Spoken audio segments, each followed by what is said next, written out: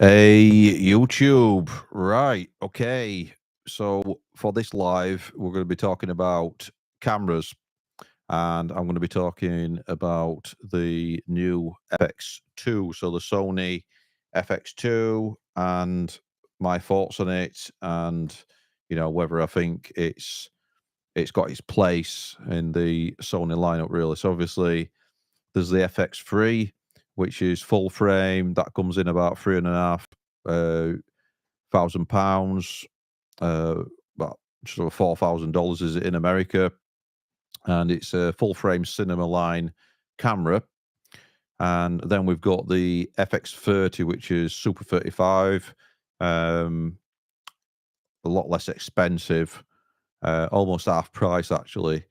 And that's definitely got its place as well. So it's not going to be as good in low light, and obviously you're going to be cropped in, but your lenses might be cheaper as well. It depends what your philosophy is on lenses. When you're buying them, do you buy full frame lenses for if you ever upgrade to full frame, or have you got full frame lenses anyway because you've got the FX30? Because it's like your B cam to your FX3. That's your A cam or something. Or maybe you've got a Sony A7S3 as your A cam, and you've got an FX30 as your B cam, and you're shooting them both in S Cinetone or whatever. So let me just say, I have been in the Sony world for a couple of years. I were a Canon shooter. I've still got Canon cameras, and I've got Blackmagic cameras as well. So I've got quite a few EF lenses, and I'm kind of in a transition period of moving like completely over to Sony. But the thing is, I've got some Canon cameras which I'll probably keep as well. Just because they might have depreciated so much that it might not be worth uh, selling them or anything like that. And there's always that amount of money that's tied up in them, but then they've always got a use as well. So I'm using um, the Canon R6 Mark One for photography. So I've got some EF lenses, which they still do the job. They create beautiful images, so might as well. And then on the video side, I'm using the Sony A7 IV, three of those, and the FX6 as well, which are great cameras. So that's what I'm using for professional videography jobs. So what's your take on it, and what's your take on this new FX2? So where do you think it sits in the lineup? I mean, it looks like a great camera. I've watched a few reviews on it. I'm not actually in the market for a new for really any new camera equipment at this time. So I've got enough camera equipment, but it just caught my eye, the FX2. Somebody in one of the videography communities that I'm in a WhatsApp group, mentioned it, and I've not even looked at it. So I started to look at it really briefly, and I noticed the eyepiece is kind of to the left hand side, which I thought were a bit quirky. Um, and that's one of the things that I like, that it comes with an eyepiece. Definitely good for when you can't see the viewfinder, and you're outside, because you use the with the A7 IV, because it's obviously an hybrid camera, mirrorless camera for photography and videography. I use the viewfinder quite a lot. Um, and I like that it's active cooling, like the FX3 and the FX30 as well. So I think it'd be more robust for doing things like video podcasts. But the thing is, I'm like fully invested in having three A7 IVs now, which I'm quite happy with. So I'm not looking at another camera. And I like being able to easily match them up. I know you can match up these cameras just fine, but I like having the exact same camera, to match up as well. And I shoot S Cinetone, so I've managed to like cut down my workflow a lot by using S Cinetone. So that's another reason why I love Sony's. But yeah, we're originally on the Canon and Blackmagic side, and then I bought the Sony A7 IV, not thinking I was going to love it, and I ended up loving it. I were even going to send it back at one point within the 30 days. And I ended up keeping it, and I absolutely loved it. I tried to get it to overheat as well, so I switched it into the high temperature mode. And the Canon R6 used to overheat quite a lot, but the A7 IV, it gets warm, it gets hot, in fact. But you know, I've had it switch off once, but I've had it running for like, you know, a couple hours at a time. It's not temperature came on one camera. One of the A7 IVs I was shooting with on a video podcast, but it didn't on the other. And you know, they're pretty good. They're pretty good as an hybrid camera. The photos, the video, the picture outro, the picture quality, image quality it blows me away. And in such a compact design, I can stick 3 of them in my camera bag. But what do you think to the FX2? Do you think that you know, it's something that you would buy? I'm just trying to think, if I didn't have a camera, or if I were in the market for a camera, would I get the FX2? I would definitely want to get it with the handle for the audio, 100% with that. You know, because I like the idea of having the XLRs and stuff like that, and all that. So I think that's definitely handy. And that's what I like about the FX3 as well, though it's got that. So having that top handle, which is the Sony XLR handle unit XLR H1, you attach it to the top, and then you've got you know, you've got your professional quality audio. So what do you think? Are you thinking about buying one of these bad boys? What do you think to this camera? Right. So let's have a look at some of the features then. We've got log shooting, you've got Cine AI, just like the FX6. But with the FX6, I'm shooting in S Cinetone.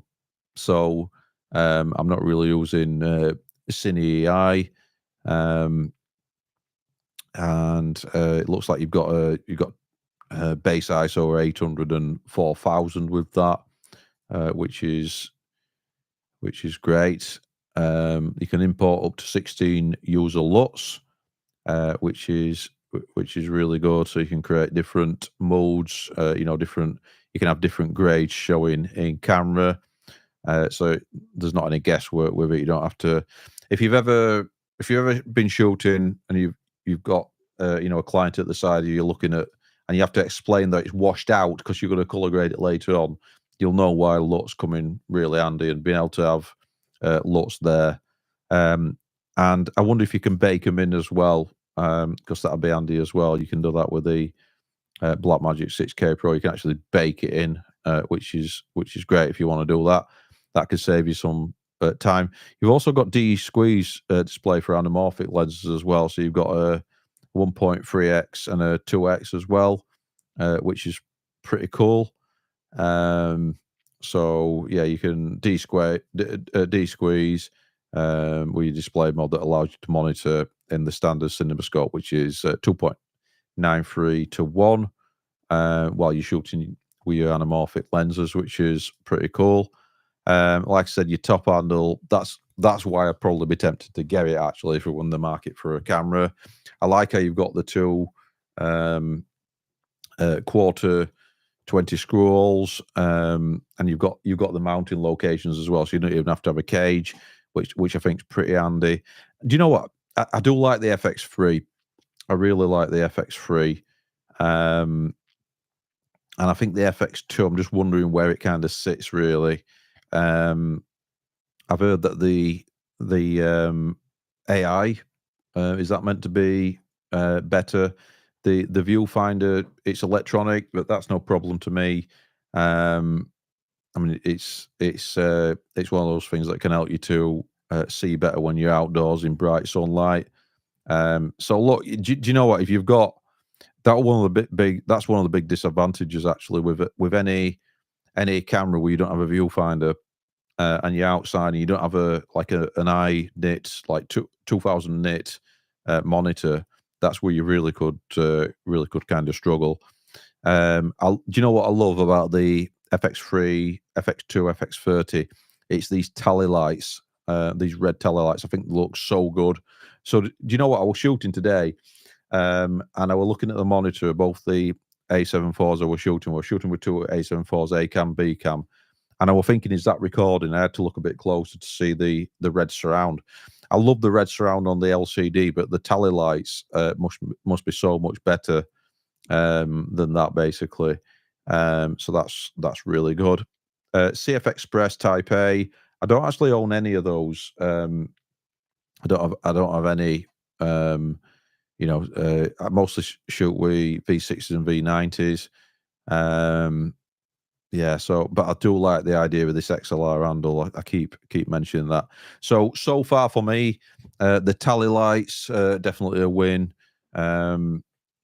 It's nice having that eye visibility, recording indicator, which is pretty cool. The XLR handle, looks like you've got 422 10-bit or 16-bit raw output via HDMI. So if you've got an Atomos, you can you can shoot raw into that. 16-bit is pretty high, really. One of the things that really impresses me about the Sonys is the high dynamic range. Like when I'm shooting with the R6, I noticed the comparative lack of dynamic range, which is a bit annoying. Right, so I'll end the live now, and I'll get a few more minutes. Actually, it's just that my belly is rumbling. My tea is nearly ready, but we're talking about the FX2. Do you think that it deserves a place in the Sony lineup? Do you think it's a bit of a, like an odd addition? Do you think we need it, or do you think that it's a nice middle option between the FX30 and the FX3, and perhaps like it's more expensive than the A7 IV, which is a great hybrid mirrorless camera, great for photos, great for videos, which is what I shoot with, and I shoot with the FX6 as well. Now I've got to say, sometimes I kind of regret getting the FX6 because sometimes I think, well, could I have just got the FX3 and would I have shot with that more? Because I'm finding that I'm shooting with the A7 IVs more than the FX6, because the FX6 you can fit pretty much one of those in a camera bag, but the not the FX, the A7 IVs, I can have three of those in a camera bag, so they're much smaller and lighter and easier just to take on jobs. But the customer, the client perception isn't there with the A7 IVs. It just looks like it is a mirrorless camera. So it looks like a small camera, like a small photography camera or something like that. And that is a perception that you get. Why haven't you brought a big camera? Why have you brought a professional cinema camera kind of thing? So I don't know if you'll get that as well. Why are we out of focus? So I'm shooting with the. Let me get that back in focus. Come on, 90D. Let me get this back in focus with the. Yeah, we're well out of focus here, aren't we? So let's see what we can do about this.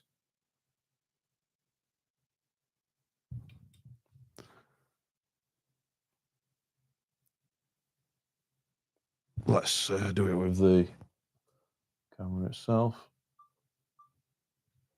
Yeah, we're back in. Yeah, that's the best way of doing it then. Touch screen. Okay. Yeah. Right, I'm going to drop off the live now because my tea's going to be ready in a bit, and I'll see you all later.